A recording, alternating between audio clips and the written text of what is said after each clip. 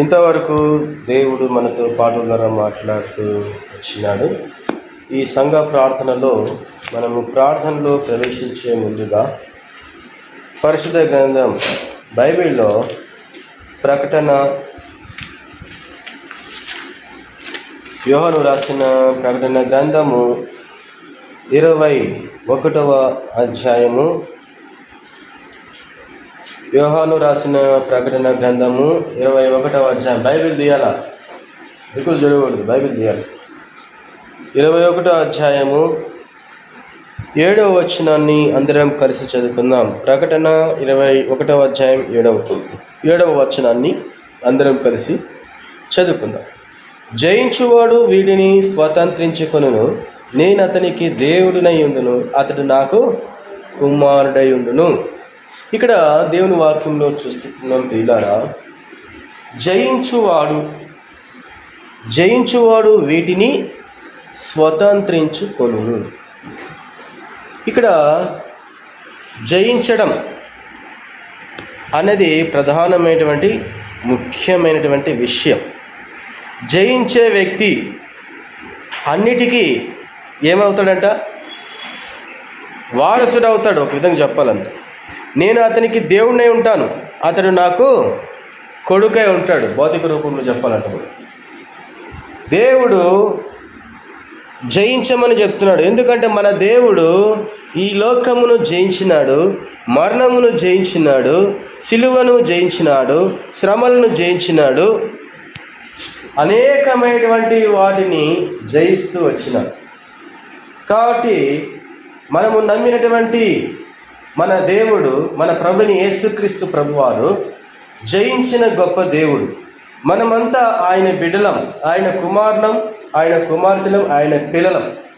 కాబట్టి జయించాలి. ఎవరైతే ఈ లోకమును జయిస్తారో అటువంటి వారు దేవుని యొక్క కుమారులే ఉందరు, కుమార్తెలే ఉందరు, పిల్లలే ఉందరు అని దేవుని వాక్యం మాట్లాడుతూ ఉంటున్నది.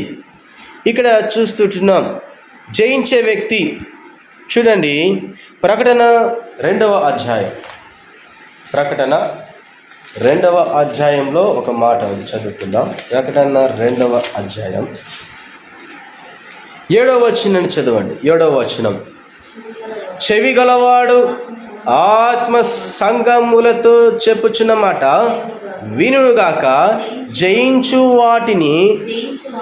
జయించువానికి దేవుని పరదేశంలో ఉన్న జీవ వృక్ష ఫలములు భుజింపనిత్తును. జయించాలి.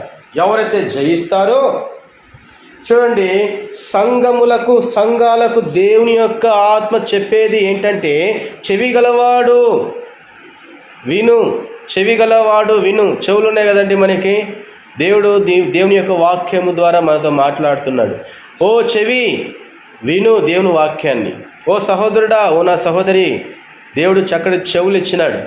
మనకి చెవుడు ఇవ్వలేదండి, చక్కగా చెవులు వినిపించే విధానంలో దేవుని యొక్క వాక్యం వినడానికి చెవులను ఇచ్చినాడు. కాబట్టి చెవి యొగ్గము దేవుని యొక్క వాక్యానికి. చెవి గలవాడు వింటాడు. జయించే వ్యక్తికి దేవుని యొక్క పరమానంద నివాసములో ఉన్న జీవ వృక్ష ఫలం తినడానికి ఏమిస్తాడంట? అధికారం ఇస్తాడు మనకి. ఎప్పుడు? జయించినప్పుడు. అసలు ఏంటి జయించడం అంటే? ఏంటి? ఈ లోకమును మనము జయించాలా. పాపము మన యొద్దకు వస్తే పాపమును జయించాలా. శత్రువులు మన పైకి వచ్చినప్పుడు శత్రువులను మనం జయించాలా, శత్రువులు ఓడించాలా. ఈ జయము అనేది ఎలా వస్తుంది? ఎప్పుడు వస్తుంది? ఎవరిస్తారు ఈ జయం అంటే? యేసు నామములోనే మనకు జయం. ఈ దినమల్లా మనము సజీవ లెక్కల్లో ఉన్నామంటే దేవుడు మన పట్ల విజయము దయచేస్తూ వస్తూ ఉన్నాడు. ఎందుకు దయచేస్తూ వస్తున్నాడంటే, మనం ఎవరమంట? ఆయన వారసులం, ఆయన కుమారులం, ఆయన కుమార్తెలం, ఆయన పిల్లలం. కాబట్టి రక్షణ పొంది ఉంటున్నాం. అయితే అనేక మార్లు పడిపోతుంటున్నాం. కాబట్టి పడిపోకూడదని దేవుని యొక్క వాక్యము స్పష్టంగా మాట్లాడుతూ ఉన్నది. కాబట్టి దేవుని యొక్క ఆత్మ మాట్లాడుతుంది. యేసు దేవుని ఆత్మ మూలంగా యోహానుతో మాట్లాడాడు. యోహాను దేవుని ఆత్మతో నిండి ఉండి ఆయన మాటలు రాశాడు. ఈ మాట ద్వారా దేవుని ఆత్మ మనతో కూడా ఈ సమయంలో మాట్లాడుతున్నాడు. కాబట్టి దేవుని యొక్క ఆత్మ మనతో మాట్లాడుతూ ఉంది. నీలో ఉన్న ఆత్మ దేవుడు పెట్టినటువంటి ఆత్మ, ఆత్మ జయించాలి. ఈ శరీరాన్ని జయించాల, అబద్ధమును జయించాల, ద్వేషమును జయించాల, బూతులను జయించాల, చెడ్డ స్నేహాన్ని జయించాల. కాబట్టి మనం నిత్యము ఈ లోకంలో పరిగెడుతూ ఉంటాం. ఆ పని ఈ పని, అక్కడ ఇక్కడ ఎక్కడో, ప్రతి చోట మనము జయించాల. మనము మన విశ్వాస జీవితంలో ఈ లోకమును జయించే విషయంలో సాతానుడు ఎన్నో చిక్కులు పెడతాడు. వాటి నుండి జయించాలంటే ఏం చేయాలా? ప్రార్థన చేయాలండి. ఏం చేయాలంట? ప్రార్థన చేయాలంట. ప్రార్థన చేయాలి. దేవుని యొక్క వాక్యము మన చెవుల ద్వారా వినాల. చెవిటి వారి వలె ఉంటాం. అనేక మార్లు దేవుని యొక్క వాక్యం వినం. అనేక మార్లు దేవుని యొక్క సన్నిధిలో వచ్చి ప్రార్థనలు చేయం. మూగవారి వలె కూర్చొని ఉంటాం. ప్రతి మంగళవారం వస్తాం, వెళ్తాం, కానీ ప్రార్థన చేయం. అంటే ప్రార్థన చేయలేదంటే మన విశ్వాస జీవితంలో దేవుని యొక్క బిడ్డలమై ఉండి, వారసులమై ఉండి ప్రార్థన చేయలేదంటే, మనలో ప్రార్థన చేయని వాడు, మరి అటువంటి వారిని ఏమంటామంట? మూగవారు అనను పిలవచ్చు. లేదంటే గిన ఆ యొక్క ఆత్మ ఈ లోక సంబంధమైనటువంటి దురాత్మ చేత సహవాసంలో కలిగి ఉందని కూడా చెప్పవచ్చు. కాబట్టి ఏ సహవాసంలో కలిగి ఉంటున్నాం? మనం క్రీస్తు సహవాసంలో కలిగి ఉండాలి. దేవుని యొక్క సహవాసంలో నిలిచి ఉండాల. ప్రార్థన చేయాల. సహోదరులు, సహోదరిమణులు, విశ్వాసులు అందరూ ఐక్యమత్యముతో ఒకరి తర్వాత ఒకరు సమయం ఉన్నంత కొలది ప్రార్థనతో మనము ఏం చేయాలా? శత్రువును జయించాలి. శత్రువు నడించుటకు నీ శక్తిని జపు, శత్రువు నడించుటకు నీ శక్తిని జపు. కాబట్టి దేవా, శత్రువును ఓడించడానికి నీ శక్తిని చూపి. సిలువాయిన ఆశ్రయము హాయిగా నచటు నైదను, సిలువాయిన ఆశ్రయము హాయిగా నచటు నైదను. కాబట్టి సిలువైన యొక్క ఆశ్రయం, సిలువ వైపు చూడు. దేవుడు నీ కొరకు ఏం చేశాడు? సమస్తమును, ఆత్మ ప్రాణ దేవుని సమస్తమును కోల్పోతూ వచ్చినాడు. నా పాపములను ఆ యొక్క రక్తంలో కడిగి పవిత్రపరిచాడు. ఈ యొక్క పాపమును దేవుడు జయించినాడు. ఎట్లా జయించినాడంట? నా కొరకై ఆ కలువరసిలో వేలాడుతూ మరణించి సమాధి చేయబడి తిరిగి మూడను లేచినాడు రా. సమాధి గెలిచినాడు రా. కానీ మృత్యుంజయుడిగా లేచినాడు. చెవిగలవాడా, సంఘములతో ఆత్మ చెప్పుచున్న మాట చెవిగలవాడు వినుగాక. వినాలా? దేవుని యొక్క ఆత్మ మాట్లాడుతుంది, వినాలా? నేను వినను, నేను మూగవాణిగానే ఉంటాను, చెవిటివాణిగానే ఉంటాను, కుంటివాణిగా ఉంటాను, అంగవైకల్యంతో ఉంటాను అంటే ఎన్నాళ్ళు ఇలా ఉంటావు? దేవుని యొక్క వాక్యం మాట్లాడుతూ ఉంది.